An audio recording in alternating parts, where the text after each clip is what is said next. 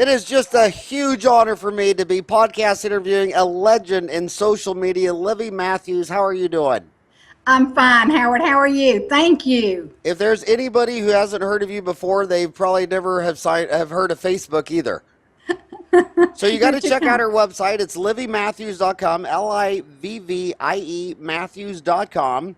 Livvie is an online marketing business coach. She has a 30-year background in dentistry, office manager, retired, has been online since the mid 1990s, and she did monthly social media management for her own company for about 2 years.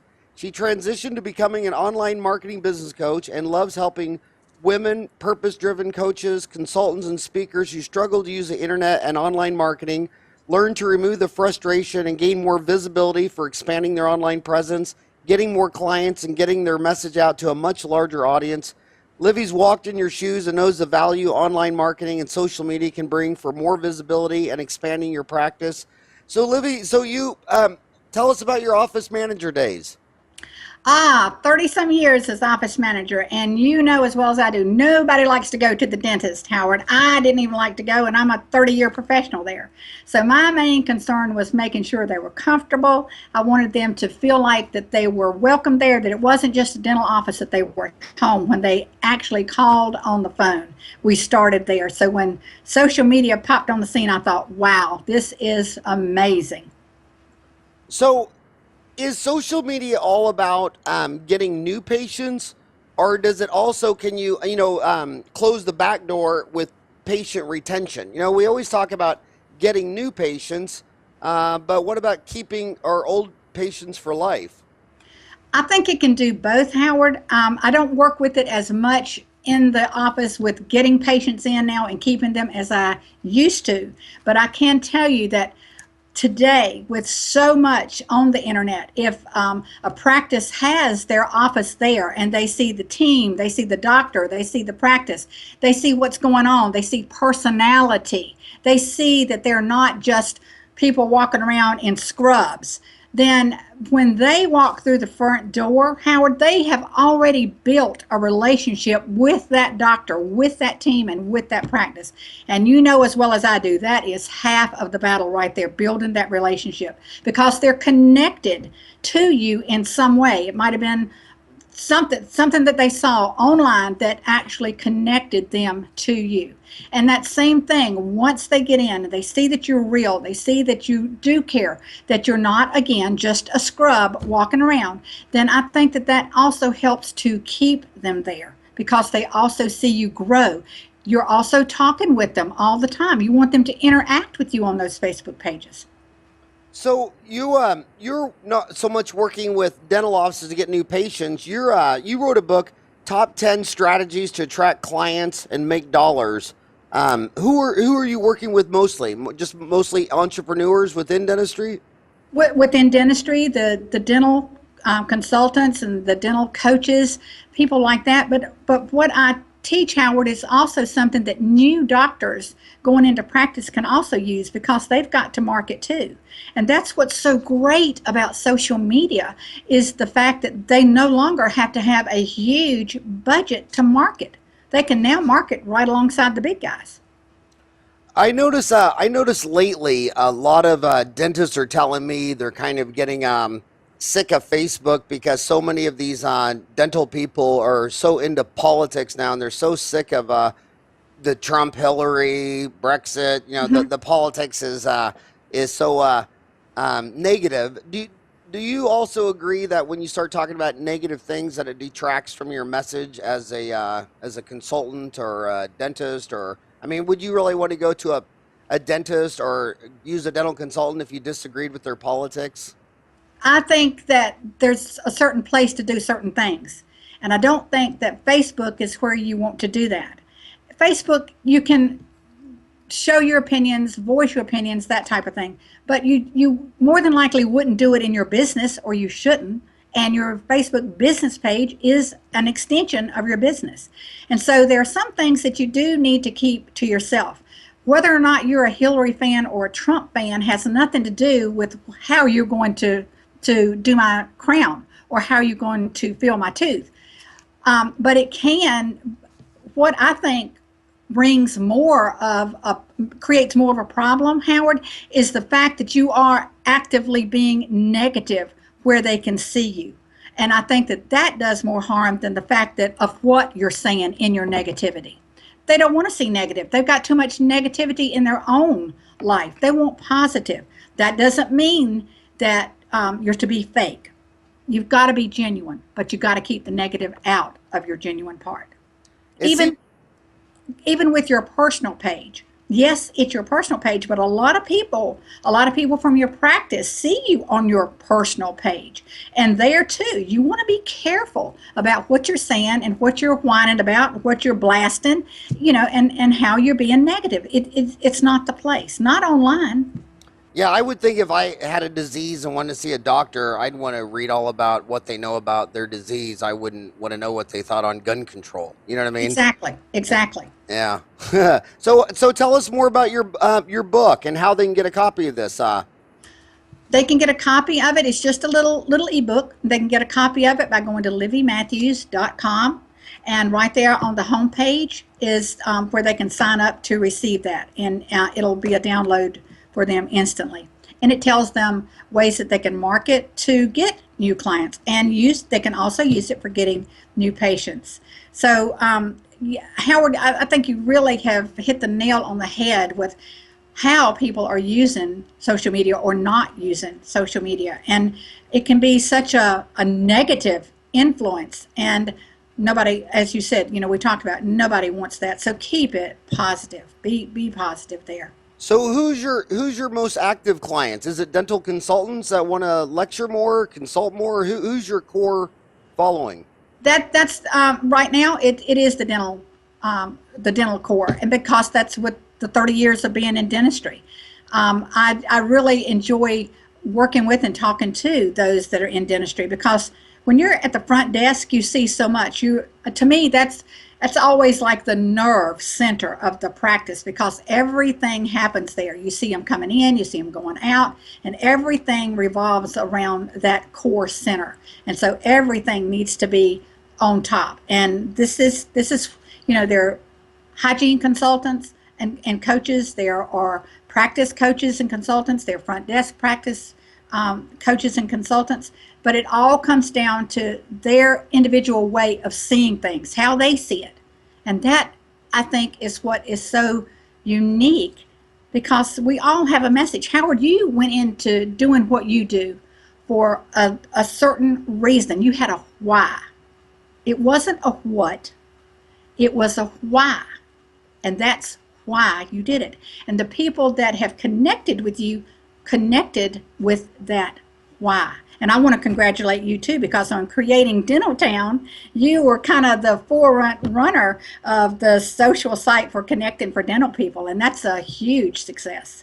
I beat Facebook by 6 years. I was 1998. They were 2004. Yes, you did. So how is the consulting business? I've always felt sorry for consultants, because dentists don't blink at buying a $100,000 laser, a $100,000 x-ray machine, a $150,000 CAD/CAM machine, while they're thinking it's going to solve all their problems. And then when you say, well, why don't you go spend $50,000 on a dental consultant and get your business? And it's kind of like, if it's not wrapped in aluminum foil and have some shiny buttons and a couple of dials on it, a dentist isn't going to buy it. So how is their industry? Do you think their industry is growing, flat, contracting? What do you think of it? I think it's growing, and I think it's growing because I believe through social media, the dentists are beginning to see that they do have to have more than the CAD cams. They do have to have more than the expensive equipment. They do have to have more than these items. They have to have a presence. They have to be seen. They have to be heard. And I think that this has a lot to do with it. And you have the different people that go in and show them how to do the different areas of their practice. And I'm with you. I don't see why they don't get it. You've got dentists out there, Howard, that still don't even have a website. What can you say about that? Some dentists just don't get it, but other dentists do. And those are the ones that the consultants are going to go face to face with. That are not going to spend their time with the ones they've got to try to show them the value of what they're doing. They want the ones that know the value. So Dentistry has 9 specialties, ortho, perio, pediatric dentistry. What kind of specialties are the consultants doing, or what are they mostly focusing on? Are there several different specialties that you see kind of evolving? I see a lot of hygiene consulting with the different practices and different ends of hygiene. And I see a lot of front desk consulting because there's so much to be done. As we said, that's the hub. I think there's more there than there is. And of course, there has always been the practice management end of it. But I think there is mostly the focus on hygiene and front desk or the business aspect of it. And how is the success of the hygiene consultants? Those that I've talked to have been very good. As I said, I don't talk with them a great deal. I do work with them. They are in my core, but also the regular business coaches and consultants are in my core also. I have a Facebook group that's for women only, and we're talking about Inner Circle Online Mastery. I have a lot of dental ladies in there, but it's not a dental group. But we're talking about how they can master online marketing because they need to get out. They've got to be seen. Visibility is critical. Since I'm pre-transgender, can I join your group? I just haven't scheduled the surgery yet. Haven't scheduled the surgery yet. We'll have to talk about that, Howard, but I'll give that some thought. So what was the purpose of making it women only? I can't say that I get along better with women, but I think women have a tendency to open up more when they are around the same sex. I think it's harder for women to say what they're really feeling, what they really want to do, and this, that, and the other when both sexes are present, or all three sexes, whichever you want to. Both. So are the when I entered dental school, it was, if you ask anybody, a patient or a dentist, they would agree that it was mostly a man's profession. Mm-hmm. And now you go in these dental school classes. I think the 2016 graduating class was 45% female. Do you see the female dentists liking female consultants better, or anything like that? I think women have a tendency to stick together for that very reason. But I also think that they're learning to go where the information is, determining what they actually need. You don't want to go pay for something that you don't really need just because it's a female consultant. You want what you need for your practice to make it grow. And you didn't just open up your practice. I mean, doctors need to understand, they didn't just open up their practice and sit back and wait and hope they get patients. They did everything they could. They researched, they advertised, they did everything they could to get patients into that door and to get that practice full as quickly as they could. They have to do the same thing with their online marketing. You can't just put up a Facebook page, leave it there, and expect it to do anything for you when it's just sitting there. For those people, they say, Facebook just doesn't work, and for them, social media marketing doesn't work because they didn't work it. Now, when you say social media, is that pretty much mostly all Facebook, or do you see any of these other venues like Twitter and LinkedIn and Pinterest and Google Plus and Instagram? There must be 40 different social media sites. To me, Facebook is the largest, of course, with 1.5 billion active users. Now, we're not talking about just people that have a page. We're talking about active, 1.5 billion. So Facebook, yes, is the front runner. But if you're business to business, a B2B type person, like the coaches and the consultants, LinkedIn is definitely where they want to be because that's where all of the doctors are.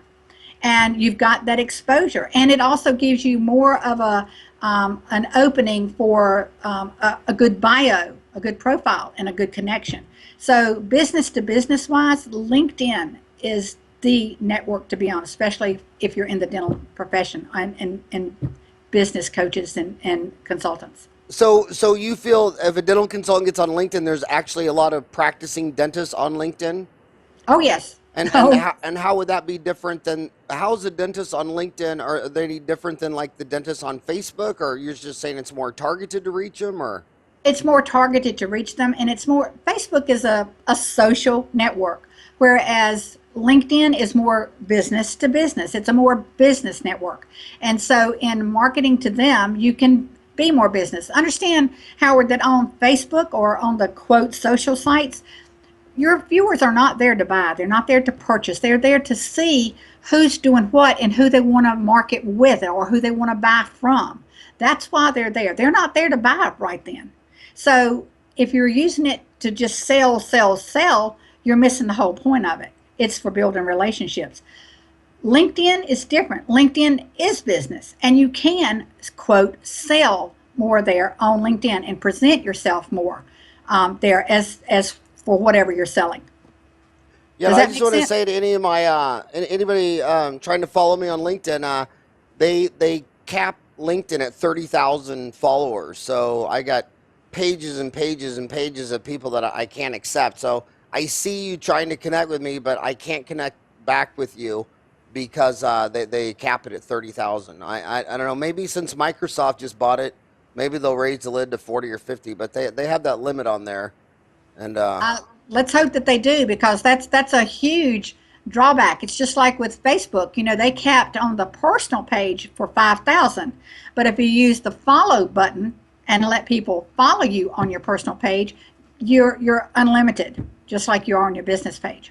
So, what's the difference between following on your personal page on Facebook versus setting up a business page? Your business page is different. Facebook does not want you to do your business primarily on your personal page. That's why they created the business pages, of course, leading up to the advertising. But you're to do all of your marketing from your business page. However, with that said, Facebook does allow you to do soft marketing on your personal page. So you can do things like, I'm getting ready to go to the UK, going to be gone for a few weeks. We're speaking at so and so and so. That's soft marketing, but you told your audience where you're going to be and what you're going to be doing. Do you see what I'm saying? Just like if you'd gone to your business page and said, we're off to the UK. So Facebook will allow you to use your personal page for soft business marketing. At the same time, they limited you to 5,000 people. But if you use, like I said, the follow button, if you make that active on your personal page, people can just follow you. They're only getting your public post. Anything, if you are one of those that set up public and private and family only post, the only posts that your followers will get are posts that are designated for public. So, Livvie, what do your consultants think of the rise of corporate dentistry? Do they see like they're consulting with a bunch of dentists on the Titanic, just slowly going down, waiting to be overrun by corporate? I mean, is that what they're doing? Are they on the deck just playing the violins as the ship goes down, or do they think that their corporate's not going to take over? Unfortunately, I think that probably depends on how long the consultant has been in the consultant business. It's just like the new dentist coming in, don't see the harm that corporate dentistry can do, whereas the old dentists saw it razor sharp and knew that there could be a problem. Years ago, when I was still in dentistry, I had an ophthalmologist come in, and he was checking out one day, and he said, "Livvie, let me ask you," he said, "is dentistry into in-network insurance like we are in medical?" And I said, "No, and I hope we never get that way." And he said, "I hope you don't either." He said, "because it is the most devastating thing that's ever happened to us." He said, "I used to be trying," and this was years and years ago. He said, "There used to be a procedure I was doing on one eye for $900, one procedure." He said, "I now have to do that same procedure for $300. So I have to do three of them to get what I was doing for one." He says, "Where's the quality of that?" And we just see the overhead. I mean, every time the ADA updates overhead, it just keeps ticking up and up and up. Exactly. I mean, go back into when I entered dental school, and the average overhead was 50%. Now it's 65%. 20% of the dentists are at 80%, and it just keeps going. 82% of the dentists are taking a PPO, which is about a 40% reduction in fees. Where do you think that's headed? Um, I think that it's going to be very detrimental to practices. The problem is they come in, the doctors, the new dentists come in and say, "Well, I'll do this PPO for now, and just to get me started, just to get my patients in the door and get me, situated. And then what I'm going to do, when I get up and running and really get my practice going, I'll drop that PPO." But you know, Howard, as well as I do, they can't drop that PPO because they're at that point afraid they're not going to have any more patients, that they'd have to start all over again, which really is not so. They could drop them, but it's a vicious circle. That's what I see. So what are you telling consultants now that are entering the business? What is your advice to get them started? I mean, there's My obviously advice, more problems than they could ever solve in their career. oh yes, but my thing is getting them to where they're getting visibility, and my thing for them is working with their message, with what they're seeing, and I tell them that the best way that they can do that is to know their patients or to know their clients, and they need to know what is keeping them up at 3 o'clock in the morning. Is it the fact that they're on a PPO and they wonder if they're going to ever be able to get off of it? Is it the fact that they've got openings in their hygiene schedule and they don't know what to do to fill them? I mean, just what is the problem that they're facing? And what they need to do is, once they get that information and they know what it is, they need to take that information and turn it around in their marketing message to where that marketing message actually answers those questions. And you want that to be what I call a compelling marketing message, to actually draw your clients or your patients to you. And in doing that, you want them to actually read it and see themselves and say, oh my gosh, she really does, or he really does know what I'm going through, what I'm facing. They really understand. How can I get in touch with that person, or how can I work with them? So how can my listeners get in touch with you? Go to livvymatthews.com. What about email or any other? Email is Livvie at livvymatthews.com. I also want to offer those that are listening today, Howard, a free strategy session. They can get in touch with me very easy, and that's at livvymatthews.com/strategy. And there's just 2 little steps there for them to complete, and we'll set up a one-to-one call for 45 minutes. And I usually have people leave that call with at least one strategy that they can implement when we get off the call. And that's more focused at someone who wants to get into dental consulting. It's actually, yes, but it could be for anybody. If you have dentists that are listening today that want to talk about what they can do, I'll be glad to talk with them. Again, that's livvymatthews.com/strategy. Interesting. And you talk about push-pull marketing. You talk about creating traffic with pull marketing questions and material. What do you mean by that? Well, let's define what a pull marketing question is. And that actually is when you write marketing copy, just like I talked about, that actually pulls or attracts or draws your ideal client or patient to you. And it focuses on their struggles or their situation or their problems. And it actually helps them to realize that you do understand, that you know where they're coming from, and you have the solution to help them with that problem. And one of the things that you want to make sure you do when you create those pull marketing questions is to make sure that the answers to them is always yes. That makes a big impact on them.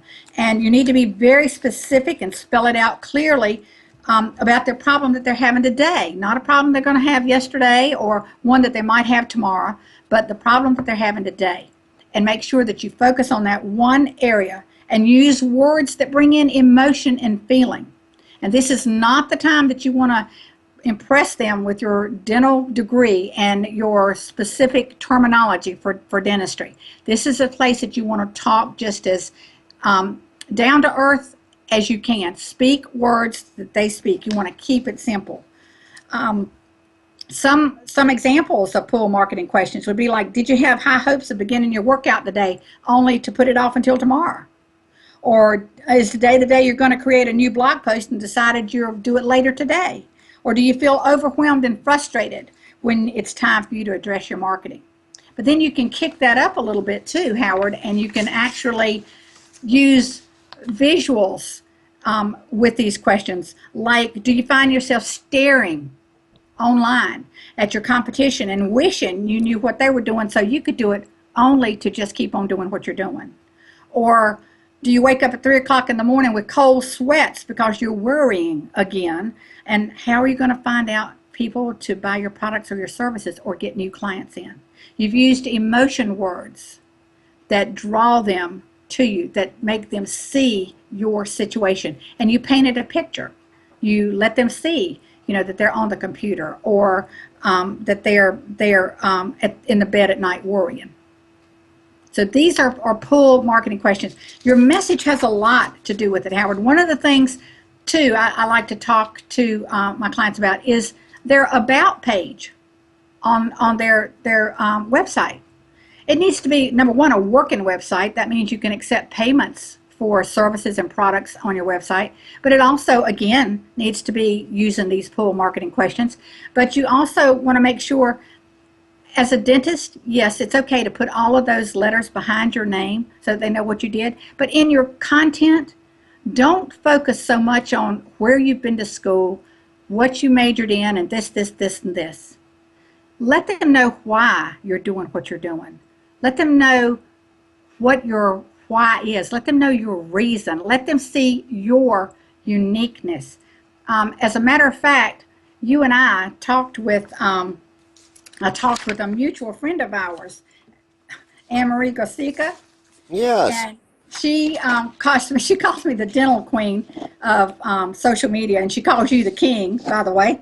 But we were talking, and she's a very gifted orthodontist, as you know, and she wanted to know how she could get more of her new patients to accept treatment. And so I listened to her about what she was doing, how she was doing it, this, that, and the other. And after she finished talking, I looked at her and I said, "Doctor, take the lead and schedule these patients." I gave her step by step how she could do it, what to do. She implemented the steps, and she increased her new patients by 70% in 1 month. Yep, That is 1 month. amazing. And that was just the beginning, because she learned to put her unique self and let it shine through. She got out of the way and let herself shine. How much of the marketing message should be about the individual, the person? It should, this is kind of going to sound weird, Howard, but it should be about you, about them, about you, about what you can do for them. Does that make sense to you? Yes. So that you're really talking about them and not so much yourself.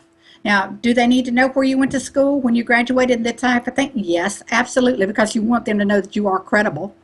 But don't spend so much time with that. They really could care less about where you went to school, when you graduated, but they want to know all they can about you, about your family, about where you went to school, where your kids go to school. Do you like dogs? Do you like cats? Do you fish? Do you hunt? Do you play golf? Do you travel? What do you do? That's where they're going to connect with you. How much have you seen dental phobia, Howard? At least a lot. Out there, right?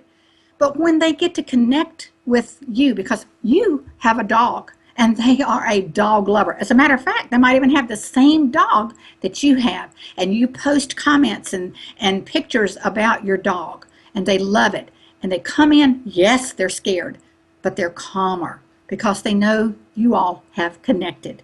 Do you see how all of this is tying in? Makes a lot of difference. You know what I wish you'd become a consultant in is dental manufacturers. You know what my pet peeve is with dental manufacturers? You'll hear somebody talk on Dental Town about some great forcep or whatever, and so you'll go Google it and you'll go to the website, and you're looking at the website, and there's they don't even have the country.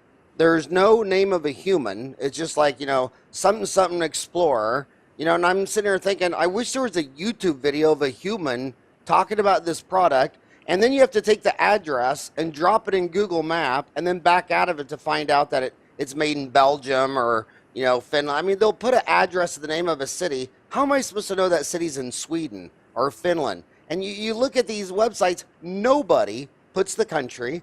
At least, I'm talking about just dental manufacturers right now. Right. Nobody puts the country. I mean, almost no one.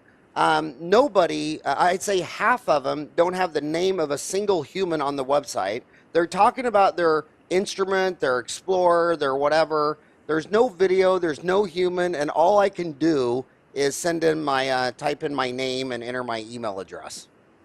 I know that just blows my mind, because that's not what they want. They want to connect. They want somebody that's there. They want a human being. Did you know, Howard, that with all of the texting and phones and all that now, with all that we're doing, did you know that people are getting to where they are afraid to apply for jobs that they have to use the telephone with, because people are not used to talking anymore. They're used to texting. And, you've got to wonder, where are we going with that? I know if I call my son, two of them live with me, two of them don't. If I call my two that don't live with me, they don't answer, and then they text back, "What up?" And I'm like, "Well, how can you text me and not answer the phone? I mean, what is I know for that, but but I would just be thinking, if I was trying to sell a forceps and oral surgery, and some dentist came to my site, I mean, I would want to know your name, your country. I'd like to see a video of you talking about. I mean, obviously, there's a big story behind how you come up with this forceps. Right. Tell me the story. Even if it is in video, that's great. At least you see a human being, and most likely they're going to tell you their name and how you can contact them in that video. I would hope so anyway. So video is huge in marketing, because that, and now live streaming, you can live stream on Facebook, and that is huge because it gets you back in the news stream again. Okay, what if someone, a lot of these dentists, I know my homies well. I mean, I've been a dentist for 30 years. I know so many dentists. A lot of them sit there and say, I'm a dentist because I had the math skills, and applied math was physics. I had physics skills. Applied physics is chemistry. I got A's in chemistry. Applied chemistry is biology. But I just don't have a flair for business, and I certainly don't have a flair for marketing. How could someone, or let's just say it's a consultant, and she worked in the front desk for 20 years, and she totally knows the front desk, but she just doesn't have a flair for marketing, and she's looking at you saying, "Livvie, you were a born marketer. You just have a natural flair for marketing." How does someone develop a flair for marketing if they don't really have it naturally? I don't think you can develop it to a degree, Howard, but it's just like anything else. You really have to work at it. It has to be something that you want to do, and they have to find out how they can do it. They have to implement it, and then go forward from there. You can find out all day long. It's just like I just said with you, with marketing, with your business. People can find dental practices all over the place. All they got to do is do a dental search. They can find consultants, do a Google search, and you can find any type of service, but they can't find your why. And that's what's so big. And you need to put that in your message so that sets you apart. And then they have to be willing to take those steps.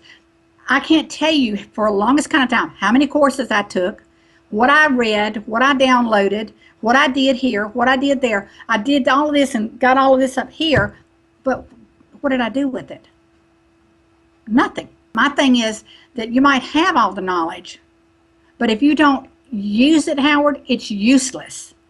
So for those people that don't know how to market, that don't know how to put themselves out there, they have to get in touch with someone who can show them how, who can teach them how.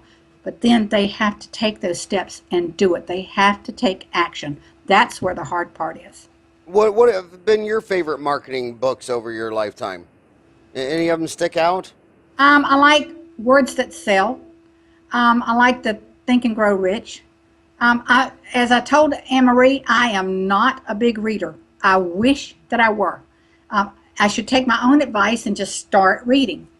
But mine has been through just short things that I've picked up, looked at, and worked with. So, but there are lots of books out there that can do this. There are books on getting clients. There are books on opening practices. You know that. The problem I see in dental schools today is that they don't teach enough about business. And Howard, you know better than me that dentistry has gone from being about dentistry to being about the business of dentistry. And that's, yes, they need to know how to do all of the procedures, obviously, but they also need to know how to market. They need to know how to work that business. That was the name of my first book in 1990, The Business of Dentistry. And that thing was a huge, but it's so funny because my first marketing, I mean, I got out of school in 87, and I thought I was lucky because I got all the way out of college without having to touch a computer. and we were feeling sorry for the freshman class because they were installing computers as we were leaving, and we were like fist bumping each other, like ha ha ha ha, we got out of here without that stupid thing. But when I got out, when I went to my practice, I literally on the Saturdays and Sundays I went door to door. It took me 6 months to knock on the front door of every house in Ahwatukee. I just got a big map. I'd Wow. walk down the street and knock on the door. I'd say, "Hey, I'm Howard Farran. I'm 25. I'm going to practice here for 40 years. I just thought I'd get out and meet the neighbors." And about every third house said, "I'm going to come to you." And I do that. I did that all. That was all I did on Saturdays and Sundays for half a year. You And wanted to open your practice and get it running, didn't you, Howard? yeah, And you were willing to do what it took to get it done.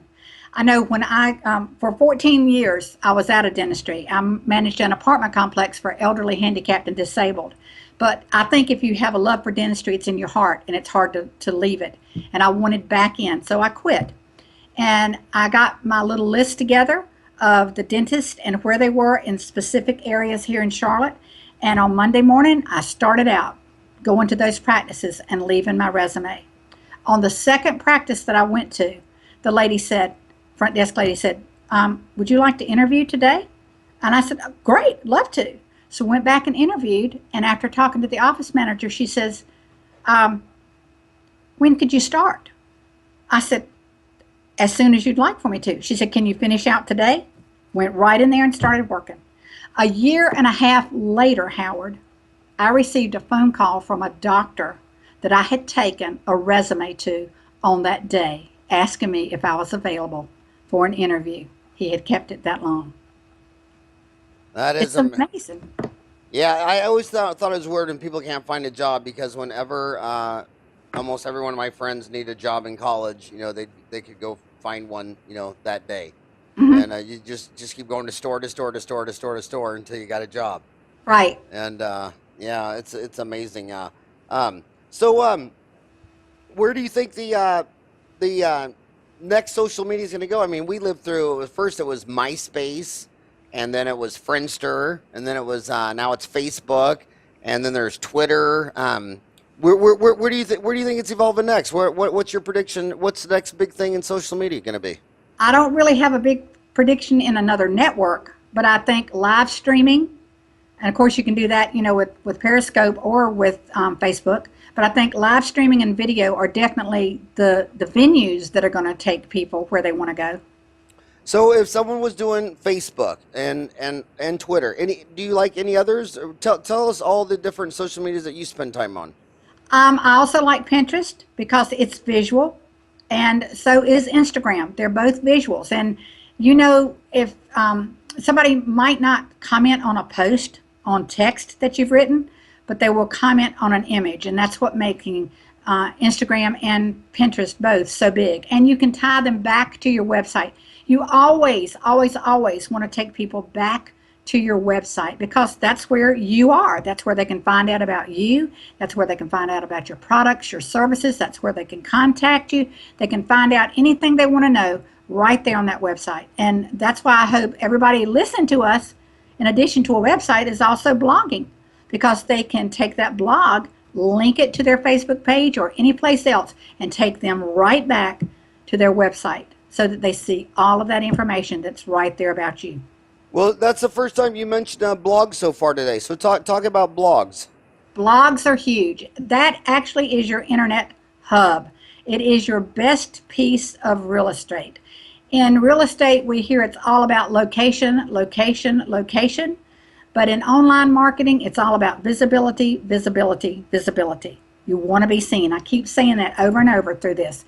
But visibility is what you have to have in order to make it. And that can be online visibility or offline visibility. Some people work online, some people work offline, some people do both. I happen to work online, strictly online, because of what's going on with my husband. I do all of my working online. And from that, I work by phone, Skype, email, and online. Therefore, location is not a problem. But some people have local businesses. They do all of theirs locally. So when you blog, when you write a blog post about what you do or about what's going on, this makes you sort of the go-to person in that area. They see your expertise. They see about what you know. They also get to hear your personality, and they see just where you're going with what you're doing. Blogging, I think, is one of the biggest things that you can do next to the video and live streaming. And you can put your live streaming or your videos on your blogs. I love your blogs. I especially like the one about what you can learn from marketing to cats. What you can learn to tell them. You want to talk about that one? I have two cats, so I obviously had to read that one. I have two cats, my Mimi and Tigger. I'm surprised they haven't jumped up here on the desk yet. Oh, Muffin's in the background meowing to get through the door. But her name is Muffin. We call her Muffy. And she will be 17 years old in another month. And she has taught me so much about marketing in that respect that I wrote that little piece.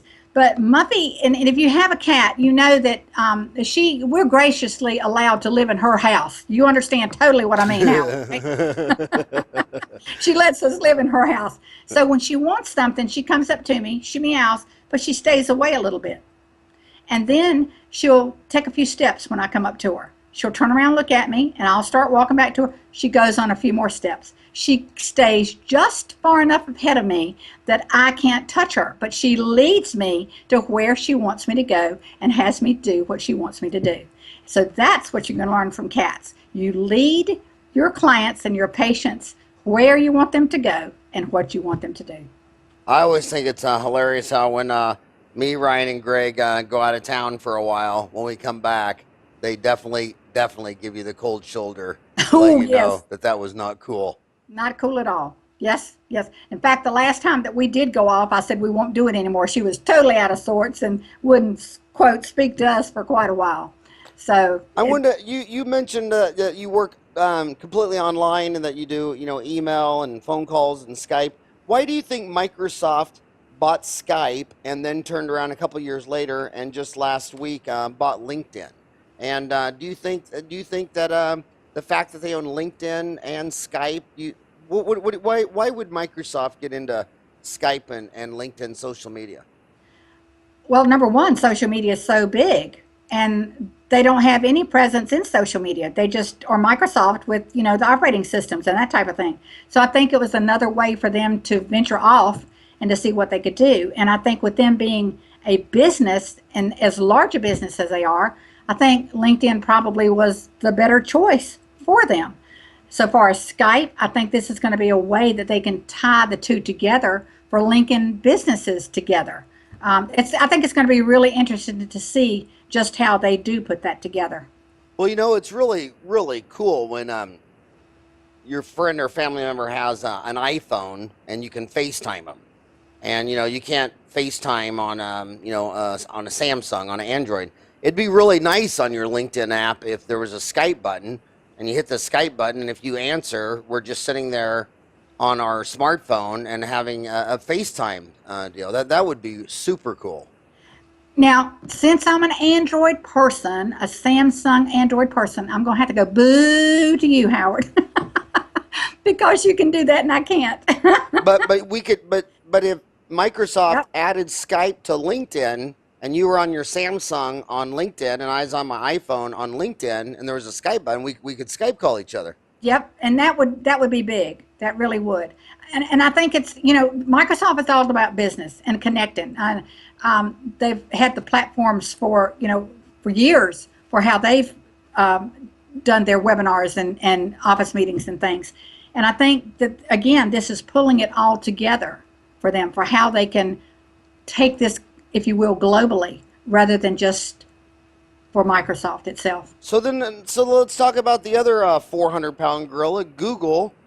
Their social media is Google Plus, right? Mm-hmm. And they had a chance back in the day to buy Facebook for $1 billion and passed. They just passed on LinkedIn, and Microsoft bought it. So obviously they haven't been very interested in social media, but they got Google Plus. Are you a Google Plus fan? Do you use that? What do you think of Google Plus? I have a presence on Google Plus, but I don't think, especially dental-wise, that it's as big as Facebook is. I think there are tons of dentists on Facebook, but I don't think that they're on Google Plus because they didn't get the response that they got from Facebook. So I'm not a big Google Plus fan, not yet. I have a presence on there, but I don't market it anything like I do Facebook. And that's another thing that you want to do. You want to, don't be so concerned about marketing everywhere. Just market where you're seen and where your clients are. And if you have a presence on these networks, that's great. You should. But you don't want to just have a presence and leave it there and let it go. You don't want anybody coming to your page and they see, whoa, the last time there was any update on this was a month or two ago. Or there's a comment there that nobody even bothered to respond to. You don't want that seen like that. But you want to have a presence. You want to update it daily. But on your main networks, if it would be LinkedIn and Facebook, you want to do several postings on that a day so that it's very current and very up to date.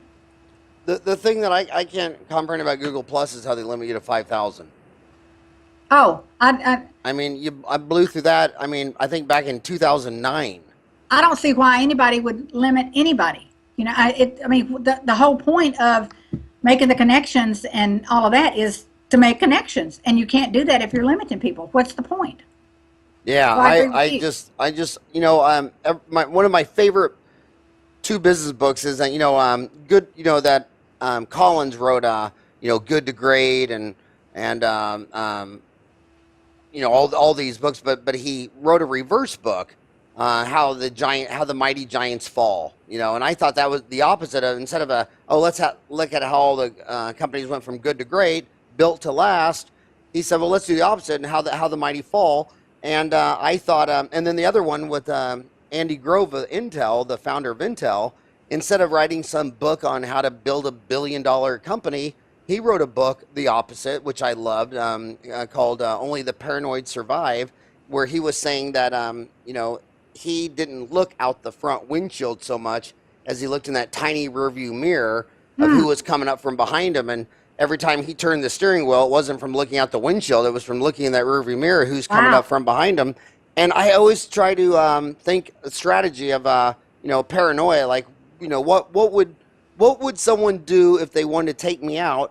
And I can't think of why Google Plus would limit you to 5,000, and I can't think of why LinkedIn would limit you to 30,000. I mean, how is that a strategic advantage? Right. If there's not.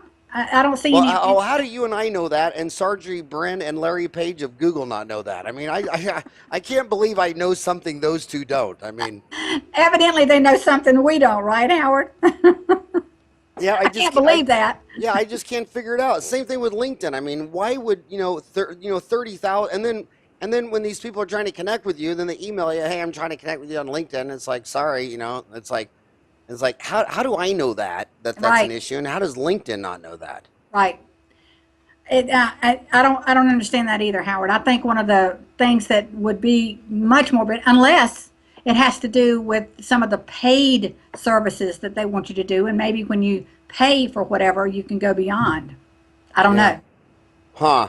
So we talked about Facebook, LinkedIn, Google Plus, Pinterest. Do you spend any time anywhere? And Instagram, you talked about. I thought Instagram was weird in the fact that Pinterest, you can do it on your desktop and you can do it on your cell phone, but Instagram doesn't have a desktop version. I thought that was kind of bizarre. Yeah, you can only, I had to think about it for a minute. You can only access it, but you can't do anything necessarily on it. So that's kind of strange. Same thing with Periscope. There's not a desktop application for that either. So I'm sure 90% of the people who listen to this don't even know what Periscope is. I don't know what it is. I've never seen it or used it. What is Periscope? It's a live platform that you can use to do live streaming. And for a while, your live streams were only good for 24 hours. And then if you wanted to keep it, you had to keep it on another network. But now they allow you to just stay there. You can keep them there. But it's live streaming. So anybody that wants to live stream can be on Periscope and do that. It's owned by Twitter. So everything. Periscope's owned by Twitter? If you give the right connections and all that kind of stuff, everything you do through Periscope goes to Twitter. So do you think if you were Google, if you were Sergey Brin and Larry Page, if you were talking to them right now, would you say, hey, LinkedIn got bought by Microsoft and you passed on Facebook, would you tell them to buy Twitter? I I don't know if I tell him to buy Twitter or not. I think Twitter is a pretty big, obviously pretty big network in its own right, but it's so different. They're all different. As I said, LinkedIn being business to business and Facebook being what it is, more social. Twitter is so fast paced, Howard. You know that. And the more people you have on it, you can actually post on Twitter hourly, if not every 30 minutes, and you won't have the same people see your post. It's that fast. And people will say, well, you can only use 140 characters. What can you do in 140 characters? And my answer always is anything you want to do, because you can link it to anywhere, and that's what you want to do. Back to your blog, you can link it to someone else's blog, you can link it to a sales page, you can link it to anything you want to link it to. So it's wide open, but it's totally fast-paced. So, when you read about the business of newspapers, they'd say their model was 50% ad, 50% copy. And so it was a one-to-one, and on their copy, half of the copy was the headlines, and then the other half was the news. So you're looking at a newspaper, 50% is an ad, 25% is a headline, and 25% of the story. And what I love about Twitter is I feel like you're just flying through the headlines to see where you want to stop and click. I mean, it's just like, so you can, if you see a bunch of dental news or stories, you're on Insta, then all of a sudden you see a dental news story then you click. I mean, I actually like Twitter a lot. I like Twitter, and you can also create all those lists. You know what I'm talking about? No. You can create lists on Twitter, and that helps you to be able to filter through all of that traffic that you're talking about, because you can put the people that you like to see most in those lists, and you can create different lists. It might be a dental list, it might be a hygiene list, it might be a perio list. It might be instrument list or whatever. And then with those people that you specifically like, you just add them to that list. And then when you want to check on them, you can just open that list and see what they've done. So you don't have to filter through everything. So are you still wounded from the Carolina Panthers not making it to the the big win? Yes, I am. How long did that hurt? Till later that evening. Yeah, No, we really had our hearts set on them winning. And I am so glad I'm not a gambling man. I would have bet the house they would have won that. I mean, that quarterback he's from a different planet.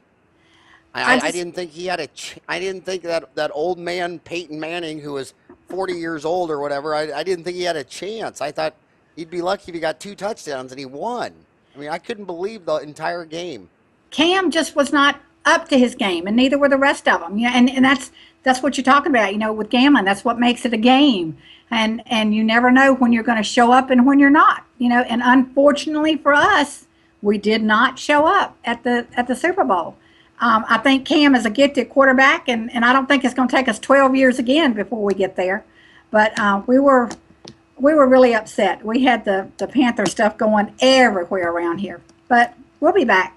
A friend of mine played professional baseball. His name's Pete Janicki, and I asked him one time about a game. I said, "Do you think they're guaranteed to win?" He goes, "There's a reason they play the games. Anybody can win the game." And so he does not like the term "gimme." He says, when you're in a pro sport, anybody can win that day. Anybody can win that day. I believe that. I really do. And I think you could be the last on the totem pole and win that day. Or, you could be the very top of the totem pole and lose that day. So I also want to talk about where you're from, because, everybody's heard about New York, Miami, L.A. When you leave the country, there's just a handful of cities that everyone's heard about, Manhattan, Chicago, L.A. But there's 2 states that I always thought were the coolest, prettiest, most gorgeous, thriving states that no one ever even really knows about, and it's Arkansas and North Carolina. Aww. Just beautiful country, mild seasons, low cost, high growth, high tech. But Arkansas and North Carolina, they're not really in the news. And man, you're in an area that's just, talk about poised for growth. Why would anybody want to go build a business in downtown Manhattan when it costs $30,000 a year to park a car, when you could go to Charlotte and just, get everything's better in Charlotte. Thank you, Howard. We have a beautiful, beautiful state, and a beautiful city. In our state, we've got mountains, Piedmont, and beaches. We have all of the seasons. And in Charlotte, we are growing like crazy. Where we're living right now, in downtown Charlotte, the light rail is coming through. So they're doing all of that construction work for that. And on the other side of us, the 100-mile-an-hour train is going through. So that's going to be interesting to see as well. We have colleges that are growing by leaps and bounds. And it's a really cool place to be. It really is. I've seen so much growth in Charlotte since I've moved here. My husband is one of the few Charlotteans that's still around. And I've been here for almost 35 years, so I say I'm a Charlottean. But it's a beautiful city, and we have What's trees. a Charlottean? It's a Charlotte. We're born in Charlotte, right? Born in Charlotte? Born in Charlotte. So how many people lived there when your husband was born, and how many live there now? Oh, Lord, I don't even look at the stats anymore, but we've got well over 1 million, and it wasn't anywhere near that when he was born. As a matter of fact, when we moved here, there was one tall high-rise, and it was called the Radisson. That was the only building, and I think it was 20-some stories high. All of the skyline that you see for Charlotte has been built in the last 30 years. And how far are you from the ocean? We're about 4 hours. 4 hours? Because I see your sign behind you says Ocean Beach. Are you thinking about leaving Charlotte and going to the beach? No, we've got lots there, but we never really developed them. We're going to kind of stay around because this is where all the kids are. We're within an hour of each other, so I like that a lot. So my last question, we're out of time, is my last question to you is this. One of the problems when you're a dental consultant or a dentist or whatever is, kind of think of a chef that owns a restaurant. I got to cook dinner for all these patients out there. How much time should someone be spending on marketing? I mean, if you got to do root canals all day or you're in offices all day long consulting, I mean, how much time do you do that daily? Is that something you just do while your coffee pot is firing up, or how much time would you put on that if you were a dentist or a dental consultant? Are you ready for this, Howard? 4 hours a day. 4 hours a day? 4 hours a day is what you should do. Now, that doesn't mean you just have to sit in one little place and try to do all this, that, and the other. There's so much with marketing. It's not just one thing. But if you can't do 4 hours a day, and the doctor is doing the root canals and all this, that, and the other, hopefully he's got somebody at his front desk or somebody else that's doing his marketing for him. But even if he's doing part of it himself, and I'm a firm believer, especially on Facebook, if questions are asked, specific questions to procedures and that type of thing, no doctor should let his voice be taken by a third party. He should be the voice there. Other things are good. You can share all the other information, share posts, share pictures, all that. But for specific terminology and procedures and that type of thing, the doctor himself should be posting that. But for marketing, you need to be doing that 8 hours a day. I've got my little marketing wheel here, and I am actually sending this to the printer. It has 8 different categories that you can use. It includes networking, community, speaking, closing, promotions, publicity, content, and offers, and the different little subcategories that are in each one of these that you can do for visibility and for marketing your practice, or for patients or for clients. If you can't do 4 hours a day, at least do a couple of hours a week. Set that time aside. Block it out of your calendar. Let this be the time that marketing is going to be done, especially if you're a consultant or a coach. I know a doctor can't block out time for consulting. For coaching or for his marketing. But somebody up front needs to block out time to do specific marketing. Well, Livvie, I just want to tell you seriously, I love your Southern Belle accent. I could listen to you all day long. I just love listening to a Southern Belle, and I've been a huge fan of yours. Well, you joined Dentaltown in 2003, so I've been reading your stuff since 2003. I can't believe that was 13 years ago. But big fan of your posts, your blogs on your website. Love following you on Twitter. What's your Twitter follow? I have 7,600 now. No. I mean, what is your Twitter? Oh, app? It's at Livvie _Matthews.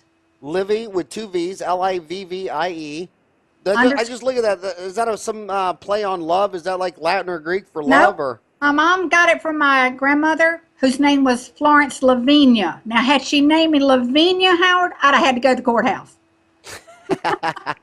My mom did that. She was Colleen and named my sister Kayleen.